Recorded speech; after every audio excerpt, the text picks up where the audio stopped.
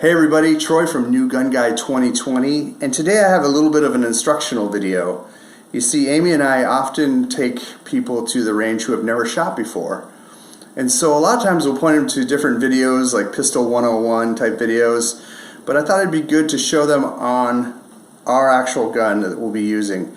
Also, once you're at the range, it's kind of hard to give instruction. Even with noise canceling headphones, it's tough to hear. So I thought I would just take a moment to explain the gun, which is probably the biggest part, to understand how the gun functions, and then the rules, and just do a quick video. So this is our first handgun. It is a 9mm, 4.5-inch barrel, so it's a full-size gun. And what's nice about it is it shoots with less recoil because it's bigger. A lot of people think that smaller guns have less kick, but that's untrue. A lot of times the bigger the gun, the less recoil because there's more weight and a longer barrel. So here's the controls real quick. Obviously there's a trigger.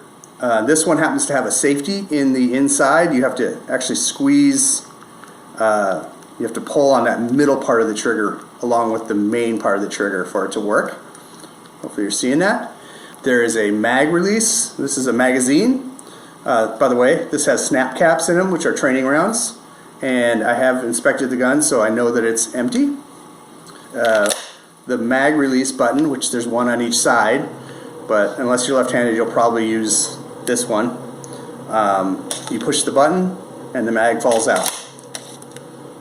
Right? Cool. This is called the slide release, and what that does is it releases this part. So right now this gun is called breech to open, which is how you want it to be when it's on the gun range table, and you want to point it down range at the targets. So rule number one is make sure you don't point this thing at anyone or anything that you don't want to destroy. And that means there's a booth with walls here. You don't want to point it this way or this way. You just really want to keep this thing pointed down range all the time. And when you set it down on the counter, you want to make sure it's open so that people know that it's empty. You can see inside, there's not a round. This is the safest way to have the gun on the counter. Okay, so you pick up the gun, and this guy has another safety. It's got a few safeties built into it. This right here is called a grip safety, and when I put my hand in it, it squeezes down this piece right here. And if you don't have that pressed down, you can't cycle the gun. You can't, in other words, you can't put a round in. You can't pull the trigger. I can pull on this all I want, but until I do this, it's not going to go off. So it's kind of a nice safety because this gun won't shoot unless you do have the grip right, which is, it's kind of a training tool, I think. Slide lock is right here, and you need to press up on it in an upward position while this is sliding back. So I'm pushing upward while I pull back, and when I get far enough back, it locks it in. So that's the slide lock, mag release, magazine, trigger. Okay, so it'll be sitting on the counter like this, and you're gonna pick the gun up. Here's another rule. Keep your finger off the trigger until you're ready to fire. So you can see my finger right here. It's just living up here, and that's where it's supposed to be. This is called a trigger guard. The only time you put your finger in there is when you're ready to fire. Okay, so I'm going to got my finger up here. I'm going to put the magazine in, and you want to give it a pretty good thump. You don't want to just like love tap it in there. You want to give it a good thwap like that.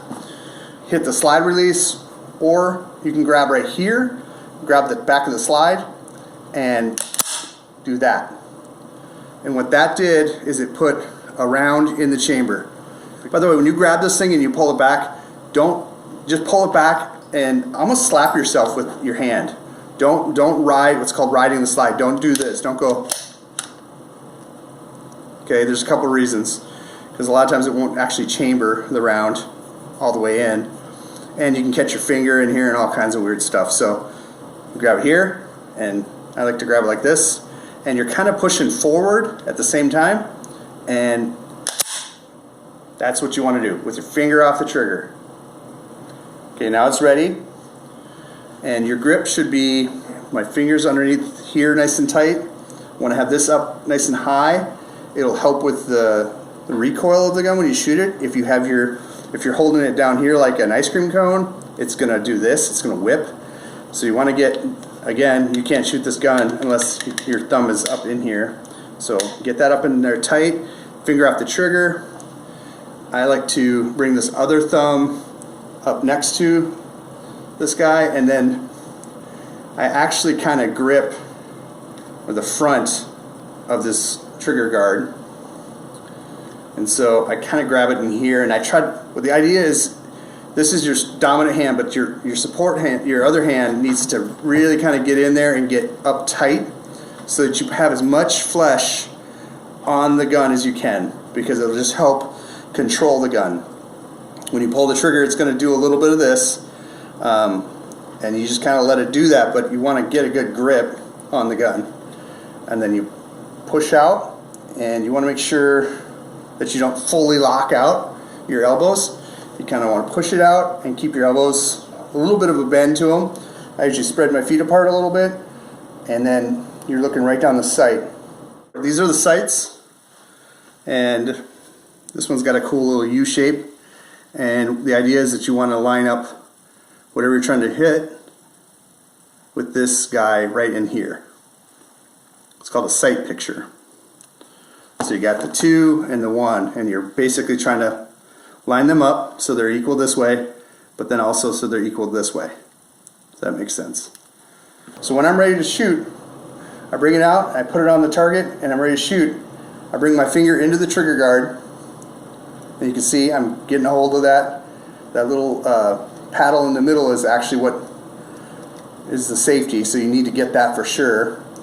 And when you pull the trigger, there's what's called take up. So there's a little bit of slop. It's not really slop, but there's some take up, and it gets to this point where there's a wall where you can kind of feel it hitting this wall. And when you hit that, you just squeeze the trigger. You don't pull it, you squeeze, and the gun would go bang at that point. And then what happens with the gun is this part, the slide, comes flying back. You can't even see it, it's happening so fast. It comes flying back. It's going to eject the casing that doesn't have the bullet anymore because the bullet went out the gun. It's going to eject that, just like that, and it's putting another round in. So that's a semi-automatic. So I just shot the gun. I'm going to shoot it again. It's going to do that. And then on the last one, this is the last snap cap in here. When I pull the trigger, it'll do this, and then it'll lock open like this. And you can drop the magazine, inspect, look away, inspect again, set it down on the counter with the ejection port side up so you can see that. Well, man, I'm excited that you're thinking about going to the range, and hopefully this video will help, and we will take it nice and slow when we get there, and we'll have it all ready for you, and we're going to have a good time.